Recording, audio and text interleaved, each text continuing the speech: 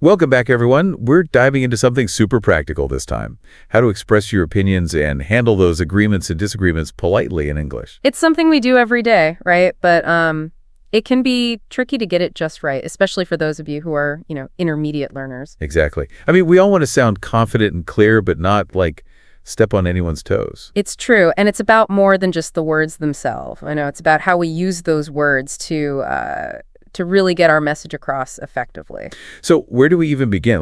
Are there any go-to phrases that can help us express our opinions in English? I think a good place to start is with that classic phrase, I think. It's simple, it's direct, and it gets the job done in most casual situations. Yeah, I think is definitely my go-to.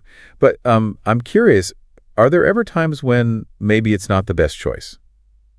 That's a great question. I think can sometimes sound a little too strong, especially if you're talking about something sensitive or disagreeing with someone. So what's the alternative? How can we soften the blow a bit and make our opinions sound more open to discussion? Well, instead of saying, I think this movie is terrible, you could try something like, I tend to think this movie wasn't my favorite. I tend to think. It definitely has a different vibe. It sounds more like I'm sharing my perspective rather than making a definitive statement. Right. I tend to think suggests that you've considered other viewpoints and, you're open to hearing different opinions. Okay, so it's about being mindful of how our words can impact the conversation.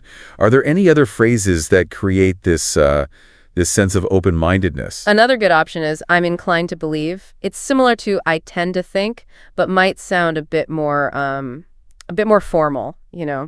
So if I were in let's say, a business meeting, I could say, I'm inclined to believe this new strategy has potential instead of just, I think this will work. Yeah, it sounds more considered, right? And by using these phrases, you're not only expressing your opinion, but you're also subtly inviting others to share their thoughts. That's really interesting. It's like we're creating a space for dialogue rather than just stating our own viewpoint. Exactly. It's about fostering a sense of collaboration and respect in the conversation. Okay, so we've talked about expressing opinions, but what about those times when we want to show agreement? I mean, yes is fine, but it can feel a little basic sometimes. You're right. Yes is a bit praying, especially if you want to show strong agreement. So what are some alternatives that convey genuine enthusiasm and really show that we're on board with what someone is saying? One of my favorites is absolutely. It's short, it's energetic, and it's perfect for those moments when you're fully on board. Absolutely. It's a verbal high five. I like it.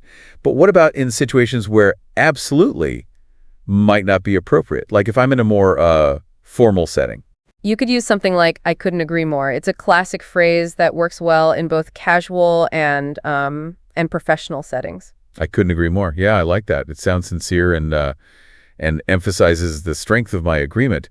What about when I want to agree but also signal that I've, actually put some thought into it? That's a fair assessment, is a great choice for those moments. It shows you've considered the other person's perspective and you concur with their judgment. That's a fair assessment. Okay, that's a good one. It's thoughtful agreement, right? Actually, that reminds me of something. Oh, tell me. Well, it's not exactly about agreement, but it's about how, sometimes even with the best intentions, we can accidentally say something that sounds a little off. I know exactly what you mean. It's happened to all of us. That time once I was at this dinner party and I tried to compliment the host's cooking by saying, this tastes just like my mom used to make. Oh, no. I bet that didn't go over so well. You can say that again. It was one of those moments where you just want to disappear into the floor. But it's a good reminder that sometimes, even when we're trying to be polite, our words can be misinterpreted, Yeah, it's all about being mindful of the context and the cultural nuances, right? Absolutely. But let's move on to something a little trickier. Disagreeing politely. How do we express dissent without derailing the conversation, or worse, offending someone? This is the part I always struggle with. I never want to come across as argumentative or disrespectful. I think the key is to remember that disagreement doesn't have to be confrontational. It's about presenting your perspective while still acknowledging the other person's point of view. A good starting point is using phrases like, I'm not entirely sure about that. I'm not entirely sure about that. It's a way of expressing doubt without directly contradicting the other person, right? Exactly. It opens up the conversation for further exploration without, shutting down the other person's ideas. And you can build on that by saying something like, I see where you're coming from, I but see where you're coming from, but it's like you're acknowledging their perspective before presenting their own counterpoint. right. It shows that you're listening and that you're trying to understand their point of view. And that can make a big difference, especially in cultures where, harmony and saving face is really important. Absolutely. But let's go back to those disagreement phrases. Are there any that work particularly well in, let's say, a more formal setting, like a business meeting or an academic discussion? That's a good question. The phrases we've discussed so far seem perfect for everyday conversations, but I'm wondering how we can express disagreement in a more professional and nuanced way. One phrase that comes to mind is, I understand your point, however. It's clear, it's concise, and it maintains a professional tone while still conveying your dissent. I understand your point, however. It sounds very diplomatic. It's like you're saying, I respect your opinion, but I have a different perspective. Exactly. And if you want to add an extra layer of politeness, you could always say, I respect your opinion, but... I respect your opinion, but it's like the golden rule of disagreeing respectfully, right? Yeah. But sometimes, even when we're trying our best to be polite, disagreements can get a little heated. Right. And then it's easy to get flustered and, maybe say something we regret later. So what do we do in those situations? How do we de-escalate things and bring the conversation back to a calmer, more productive space? I've been in those situations where my heart starts racing and I can feel the tension rising. What are some strategies for navigating those moments without letting things get out of hand? One of the most effective techniques is to ask clarifying questions instead of immediately jumping in with a counter argument. You could say something like, could you explain your thinking on that? Or help me understand why you feel that way. That's brilliant. By asking clarifying questions, you're showing that you're genuinely interested in understanding the other person's perspective, which can really help to diffuse the tension. Exactly. It shifts the focus from arguing to understanding, which is often, the first step towards finding common ground. I love that. It's about turning a potential conflict into a collaborative exploration of ideas. Right. And speaking of common ground, that's another helpful tactic. Even in the most heated disagreements, there are usually areas where you can find points of agreement. That makes so much sense. By focusing on those shared perspectives, we can build a bridge instead of digging a trench. I love that analogy. And, even if you can't find a complete agreement, simply acknowledging those areas where your perspectives align can, create a sense of camaraderie and make it easier to navigate those points of difference. So we've learned some great phrases for expressing opinions, agreeing and disagreeing politely. But I have a feeling there are also some common pitfalls we should be aware of, right? Oh, absolutely. Even with the best intentions, we can sometimes stumble into communication traps that hinder our ability to express ourselves effectively. So what are some of those conversational faux pas we should try to avoid? What are those communication missteps that can unintentionally derail a discussion? Well, one of the biggest ones is being too blunt. While honesty is important, just blurting out something like you're wrong is rarely productive. Ouch. Yeah, I could see how that would shut down a conversation pretty quickly. It's like throwing a conversational grenade into the mix. Exactly. And on the other end of the spectrum, being overly passive can also be a problem. Those rambling responses where you're not really taking a stance. Well, maybe. I'm not sure. You might be right or maybe not. Right. While you might think you're being agreeable, it can actually be confusing and frustrating for the other person. So it's all about finding that sweet spot between being clear and assertive without being overly aggressive or passive. Exactly. It's a delicate balance, but it's a skill worth mastering. Definitely. And speaking of mastering skills, there's another crucial element we need to discuss, and that's tone. Oh, yes, tone. Sometimes it's not what you say, but how you say it, right? A slight change in tone can completely transform the meaning of a sentence. It's like the secret weapon of communication. And this is where things can get tricky, especially when it comes to navigating formal versus informal settings. The way we phrase things can shift dramatically depending on the context. Can you give us some examples of how this plays out in real conversations? Sure. Let's say you're in a formal meeting and you need to disagree with a colleague's proposal. A polite and professional way to do this would be to say, I'm afraid I disagree. I'm afraid I disagree. Yeah, that sounds very formal and appropriate for a professional setting. But how would you express disagreement in a more casual way, like if you're just hanging out with friends? In that case, you could simply say, nah, I'm not really on board with that idea. See, that's what I love about language, how it can be so adaptable to different situations.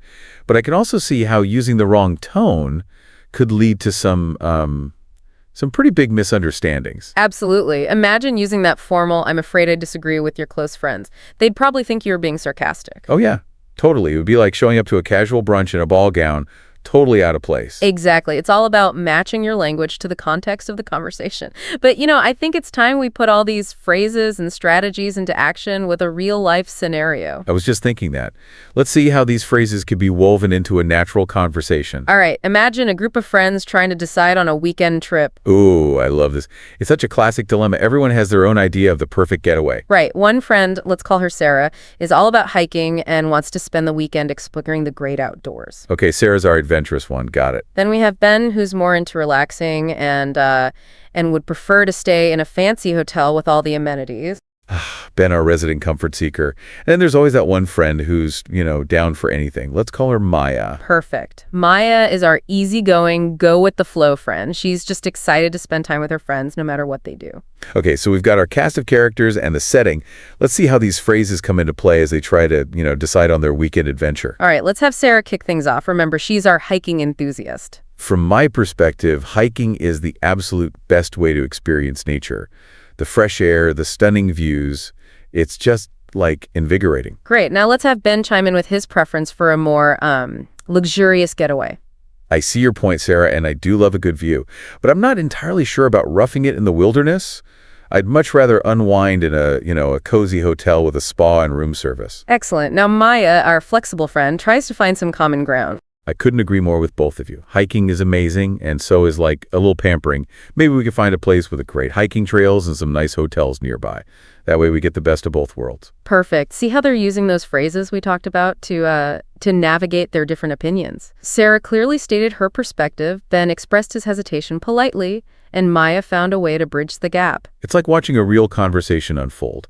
It's amazing to see how these simple phrases can make such a difference in, how we communicate. It is, isn't it? And the best part is that these skills can be applied to any situation, from casual chats to more formal discussions, whether you're negotiating a business deal or just deciding where to go for dinner. Being able to express your opinions clearly and respectfully it's essential. It's fascinating to think about how much is going on beneath the surface of our everyday conversations. We're not just exchanging words, we're navigating social dynamics, cultural nuances, and, even emotional undercurrents. Absolutely, and that's what makes language so captivating. It's a tool for connection, for persuasion, for understanding. By mastering the art of expressing opinions, we're not just improving our language skills, we're enhancing our ability to connect with others on a deeper level. I'm curious, though, we've talked a lot about the importance of, softening language and being respectful, especially when we're disagreeing. But what about those situations where someone is being intentionally rude or aggressive? How do we stand up for ourselves without, stooping to their level? That's a great question, and it's something we all encounter from time to time. It's important to remember that you don't have to engage in a conversation that feels, disrespectful or unsafe. Sometimes the best course of action is to simply disengage or walk away. Yeah, we don't always have to fight every battle, right? Exactly. But what if it's a situation where you can't just walk away, like a work meeting or a family gathering? Right. How do we assert ourselves without, escalating the situation? One strategy is to use assertive but non-confirmation language. For example, you could say something like, "I understand you feel strongly about this, but I disagree, and I'd appreciate it if you would respect my perspective." I understand you feel strongly about this, but I disagree, and I'd appreciate it if you would respect my perspective. That's a really powerful statement. It acknowledges their feelings while also setting a firm boundary. Right. And if the other person continues to be aggressive or dismissive, you can always reiterate your boundary or simply, disengage from the conversation. It's a good reminder that we don't have to tolerate disrespect. And sometimes the most empowering choice is to, remove ourselves from a negative environment. Absolutely. It's not about being passive. It's about prioritizing your own well-being. This has been such an insightful deep dive. I feel like I'm walking away with a whole new toolkit for expressing myself clearly and respectfully in English. Me too. And remember, even native English speakers are constantly learning and refining their communication skills. It's a lifelong journey. Okay, so we've covered a lot of ground today. We've explored phrases for expressing opinions, agreeing, disagreeing politely, and even handling those tricky situations where, conversations get a bit heated. What are some key takeaways you'd like our listener to remember? I think the most important thing is that communication is a two-way street. It's not just about expressing yourself, but also about actively listening to and respecting the perspectives of others. And don't be afraid to experiment with these phrases and find what feels natural for you. The more you practice, the more confident you'll become. Absolutely. And remember, making mistakes is part of the learning process. Don't be too hard on yourself if you stumble or say something that doesn't come out quite right. It's about progress, not perfection. And I think it's important to celebrate those small wins along the way. Every time you successfully navigate a challenging conversation or express yourself clearly and confidently, give yourself a pat on the back. Couldn't agree more. Celebrating those small wins helps us build confidence and resilience, which are essential for effective communication. As we wrap up, I'm wondering if you have any final words of wisdom or encouragement for our listener. What's that one piece of advice you would give to someone who's, maybe feeling a bit hesitant or unsure about expressing themselves in English? I would say embrace the journey. Learning a language is a wonderful adventure filled with challenges and rewards. Don't be afraid to make mistakes, to ask questions, to step outside of your comfort zone. Beautifully said. Embrace the journey, be kind to yourself, and celebrate those small wins. This deep dive has been incredibly insightful. It's been a pleasure exploring these nuances of language with you. And remember, language is a powerful tool. Use it wisely, use it kindly, and use it to connect with the world around you. And to our listener, as you head back out into the world of English conversations, we want to leave you with this final thought. What situation comes to mind where you could use these phrases to express yourself more confidently? We encourage you to take these tools and start using them in your everyday life. You'll be amazed at the difference they can make. Until next time, keep diving deep. I think maybe one more thing to add about making mistakes. It's really about viewing those mistakes as opportunity to learn and grow, right? Yeah, totally. It's like every time we stumble, we get a chance to pick ourselves up and try again, hopefully with a little more wisdom and a bit more confidence. Exactly. And remember, even native English speakers make mistakes all the time. It's part of being human. So true. It's about embracing that imperfection and using it as fuel for our language learning journey. I couldn't agree more. So as we wrap up this deep dive, maybe we can leave our listeners with a challenge. I like that. What kind of challenge are you thinking of? Well, how about this? I challenge everyone listening to think of one situation in their life where they could use these phrases we've talked about today. A situation where they could express themselves more confidently and clearly in English. Ooh, I love this. Like a call to action, right? Exactly. It could be, a conversation with friends, a meeting at work, or even just, a chat with a neighbor. The point is to start putting these skills into practice in real life situations. And to our listener, as you head back out into the world of English conversations, we want to remind you that we believe in you. We've given you the tools, and now it's time to put them to good use. Go out there and express yourself with confidence, with clarity, and with respect. And until next time, keep diving deep.